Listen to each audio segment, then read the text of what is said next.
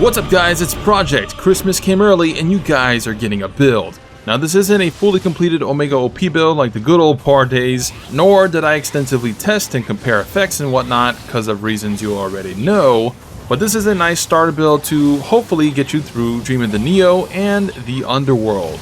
With the new update came new graces, but also old sets got revamped with new plus versions that drop in Dream of the Nioh and the Underworld. This gave many old sets new relevancy, and one particular set is Crime of Petricide. The endgame of Nioh 2 is all about that key damage and anima, and that's exactly what this build is about, using corrupted Splitstaff as the main generator, as Staff is perhaps the best melee anima generator in the game, on top of getting a brand new skill that makes it even more attractive as a build option. That's right, toss aside that Dragon Dance Salamence, cause we're changing ways. No, that's literally what it's called, changing ways. Anyways, you can use other weapons with this build, like 2 cats or claws. I just think Staff is the easiest, literally just one button spam for the most part. And well, everyone spammed claws last season, so I thought I'd change it up with Splitstaff this time. The final piece to the puzzle is Nightmare Bringer. Because of the large amount of anima generation, you can spam the skill quite often, and not just against bosses, but mobs too. It won't hit as hard as the Takumaru, but with its large AoE and multi-hits, it'll pay back a lot of its cost, and, best case scenario, confuse the enemy, giving you a boost in damage. So those are the mechanics. No long montage this time, let's just dive into the build. Full Petricide Plus and 7-piece Maga is the build I went with. The main thing Crime was missing was damage, and it finally got some, making it perhaps the best set for anima at a mere 6-piece. The only rival to this, or Maga, is the new Sarutohiko. But at 7 pieces, you'll have to lose Maga's Sentience charge, as the whole point of Sarutohiko is the final 7th piece for the generation. But that plus Crime may be the best anima gen, depending if the Blood of the Yokai ability beats 50% anima charge from Maga. We'll see how things unfold in the future from testers, but right now, I went with Crime and Maga. You're only losing 10% damage at worst case in comparison. Do note, the plus gear of Crime doesn't require a whole new set, as you can combine plus gear with normal ethereal gear to make it plus. So if you have a normal ethereal Genryu set, you can make it plus by simply getting plus pieces and then just soul matching it. But otherwise, farm the Point of No Return mission in Region 3 to get the Crime gear. For weapon, you need a Corruption Maga Splitstaff. Ideally, you'd want Transform Constitution Star and go Ultimate Strength with Remodel, as Strength now deals extra key damage. The Transform Constitution will replace Magic, so you can max out HP rather than Magic, along with the 150 Strength. Aside that, Mystic Diet is second best option, followed by Star Life Drain. Otherwise, go with my stats here. You can put Soul Core effects on corruption weapons by the way, so do it for anima generation. And your second weapon is Crime. Your range weapons, you want Agility Damage bonus A and maybe Stalwart on your main. Armor, unfortunately, is a complete mess with the RNG. There's so much effects that you want and that I'm missing that it isn't even funny. But first off, you don't want Dragon Dance damage. Star Active skill damage, or hell, even Changing Ways skill damage is way better. Then get Attack on all pieces, you want Life Drain on chest, and other stats you want will be on the side note here.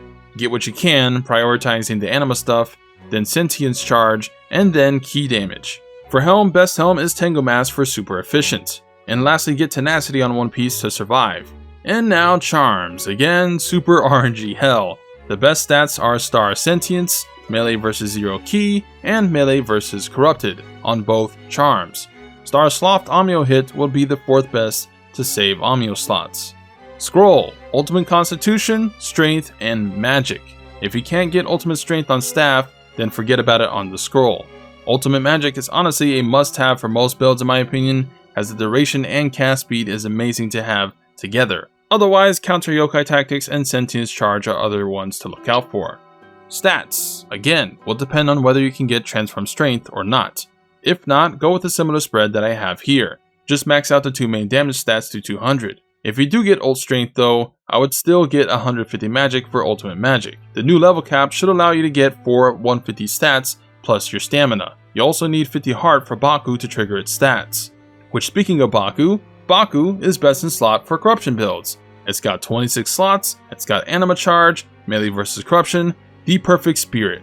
If I could slap Team Ninja's ass for this one, I would. Anyways, cores, again, RNG hell. Nightmare Bringer is amazing, not the strongest for damage, but it generates a lot more anima back than normal Otaku, and doesn't miss as heavily against humans. In fact, humans on low key will get tripped by this skill a lot, allowing for multiple final blows. It also brings damage versus corrupt, so it's a must-have in my opinion. The second is Ippon. Stop using Gozuki. Ippon is better in most situations, and they do roughly the same key damage now. However, Kinky might be worth a go. The third is your choice between Iboshi, Namahage, and New Peppo. New Peppo gives you a sweet attack boost, but you have New Peppo meat for that. Iboshi is good for general levels, but otherwise not great for boss farming. And Namahage is solid all around, so either one of those three is up to you. As far as the stats go though, it's gonna be complicated. Sentience charge is great. Overall, you want over 250 sentience charge ideally, minimum, to get Awakened Weapon as much as possible, as that's your main anima generator. And well, you'll deal more damage as well. In addition, more anima is nice, yokai ability damage or super efficient all is great too, more anima bonus effects like inflict ailment or confusion is great. You decide on the best stats, as there's a lot. For clan, I just had Honda. You can try the yokai ability key damage one, or Takanaka, or even Toyotomi 2 for life gen. And lastly, skills. Changing ways with anima generation is best. You're losing damage for more reliability. Generally, one Sky Spin will net you 1 Ippon usage against non-humans, which is perfect for infinite spam. If you don't intend to use Dragon Dance though, you can put another Changing Ways on a different stance with Reckless or a damage boost stat custom for when the enemy is out of key to deal more damage. You could even go Raging Strike for max critical damage. The build does face problems with humans though, it just doesn't destroy ki as good as Claws or Adachi or Axe in my opinion. The new kick is also pretty trash, so the best bet I found for humans was just square triangle spam in high stance, or just enter spirit mode and just spam your square attacks until they're out of key and, spam the yokai abilities. And for my hotbar, just copy paste it. If you get Sloth Omnio on Charm, get the Water Familiar Omnio, it'll help trigger confusion more consistently too. And yeah, that's the build. It's scuffed for sure, but it's the best I could put together this early after the DLC without mauling from grinding.